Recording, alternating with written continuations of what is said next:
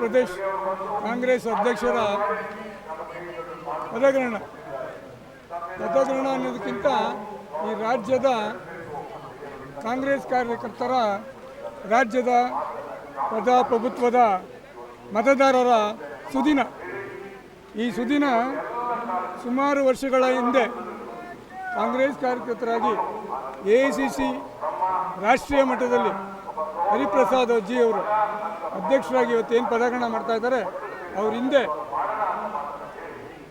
AICCಯಲ್ಲಿ ಪ್ರಧಾನ ಕಾರ್ಯದರ್ಶಿಯಾಗಿ ಹಾಗೂ 22 ರಾಜ್ಯಗಳ ಉಸ್ತುವಾರಿಗಳಾಗಿ ಹೊಣೆ ಹೊತ್ತು ಪಾರ್ಟಿ ಸಂಘಟನೆಯಲ್ಲಿ ನುರಿತರಾಗಿರತಕ್ಕಂಥ ನಮ್ಮ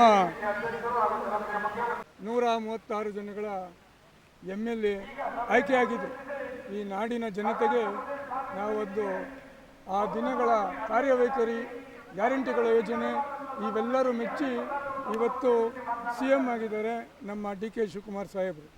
ಅದೇ ರೀತಿ ಮುಂದಿನ ದಿನಗಳಲ್ಲಿ ನಿಷ್ಠಾವಂತ, ಪಕ್ಷನಿಷ್ಠೆ, ಪಕ್ಷ ನುರಿತ, ಪಕ್ಷ ಚಾಣಕ್ಯತ ಸಂಘಟನೆ ಇರತಕ್ಕಂಥ DK ಹರಿಪ್ರಸಾದ್ ಅವರು ಇವತ್ತು ರಾಜ್ಯ ಅಧ್ಯಕ್ಷರಾಗಿದ್ದಾರೆ.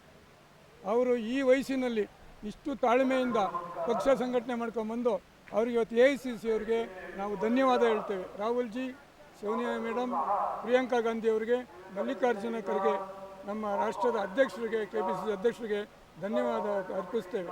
KPCC ಕಾರ್ಮಿಕ ವಿಭಾಗ ರಾಜ್ಯ ಅಧ್ಯಕ್ಷರು ಪುಟ್ಟಸ್ವಾಮಿಗೌಡರ ಪರವಾಗಿ KG ಮೋಹನ್ ಕುಮಾರ್ ರಾಜ್ಯ ಉಪಾಧ್ಯಕ್ಷನಾಗಿ ನಾನು ಈ ದಿನ ನಮ್ಮ ರಾಜ್ಯದ ಜನತೆಗೆ ಹಾಗೂ ನಮ್ಮ ಕಾಂಗ್ರೆಸ್ ಪಕ್ಷದ ಕಾರ್ಯಕರ್ತರಿಗೆ ಹಾಗೂ ಕಾರ್ಮಿಕ ವಿಭಾಗದ ಎಲ್ಲ ಬಂಧುಗಳಿಗೆ ನಾನಿವತ್ತು ಶುಭ ಕೋರ್ತೇನೆ. ಮುಂದಿನ 2028ರಲ್ಲಿ ಮತ್ತೆ ನಮ್ಮ ಸರ್ಕಾರ ಬಂದೇ ಬರುತ್ತೆ. ನಾವೆಲ್ಲ ಸಂಘಟಿತರಾಗಿ ಎಲ್ಲ ಕಾರ್ಮಿಕರು ಒಂದಾಗಿ ಮುಂದಿನ ಸರ್ಕಾರ ಪಡೆಯುವವರೆಗೂ ನಾವು ವಿಶ್ರಮಿಸೋದಿಲ್ಲ ಅಂತೇಳಿ ನಾನು ಈ ಒಂದು ಪ್ರತಿಜ್ಞೆ ಮಾಡ್ತೇನೆ. ನಿಮ್ಮ ಇದರಲ್ಲಿ ಮತ್ತೊಮ್ಮೆ ಕಾಂಗ್ರೆಸ್ ಸರ್ಕಾರ ಅಂತ 100ಕ್ಕೆ 100 ಕಾಂಗ್ರೆಸ್ ಬಂದೇ ಬರ್ತದೆ.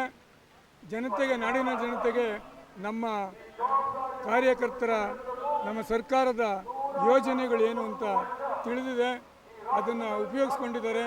ಆ ಜನ ಎಂದು ಮರೆಯಲ್ಲ. ಏನು ಅನ್ಯ ಪಕ್ಷದವರೇನೋ ಮಾತಾಡ್ಬೋದು, ಆದರೆ ನಮ್ಮ ಕಾರ್ಯಕರ್ತರಿಗೆ ನಮ್ಮ ಸರ್ಕಾರ ಎಲ್ಲ ಸೌಲಭ್ಯಗಳನ್ನು ಕೊಟ್ಟಿದೆ, ಅದನ್ನು ಉಪಯೋಗಿಸ್ಕೊಂಡಿದ್ದಾರೆ. ಅದಕ್ಕೆ ಸಾಕ್ಷಿ 5 ಗ್ಯಾರಂಟಿಗಳು. ಈಗೇನು ಮೊನ್ನೆ ನಡೀತೋ 5 ರಾಜ್ಯಸಭಾ, ಅದನ್ನು 5 ಜನನು ಇನ್ನೊಬ್ಬರನ್ನು ಗೆಲ್ಸ್ಕೊಂಡ್ಬಂದ್ವಿ, ವಿನಯ್ ಕಾರ್ತಿಕ್ ಅವ್ರನ್ನ. ಇದು ನಮ್ಮ DK ಶಿವಕುಮಾರ್ ಅವರ ಕಾರ್ಯತಂತ್ರ, ಕಾರ್ಯವೈಖರಿ, ಅವರ ಚಾಣಕ್ಯತನ, ಅವರು ಮಾಡೋ ಕೆಲಸಕ್ಕೆ ಅನ್ಯ ಪಕ್ಷದವರೇ ಇವತ್ತು ನಮ್ಮ ಪಕ್ಷದವರಿಗೆ ಓಟ್ ಹಾಕಿದ್ದಾರೆ. ಇದಕ್ಕೆ ಸಾಕ್ಷಿ ಇನ್ನೇನಿದೆ, ನಿಮ್ಮ ಕಣ್ಮುಂದೆನೇ ಇದೆ. ಮುಂದೆ ಸರ್ಕಾರ ಬರೋದ್ರಲ್ಲಿ ಏನು ಅನುಮಾನನೇ ಇಲ್ಲ.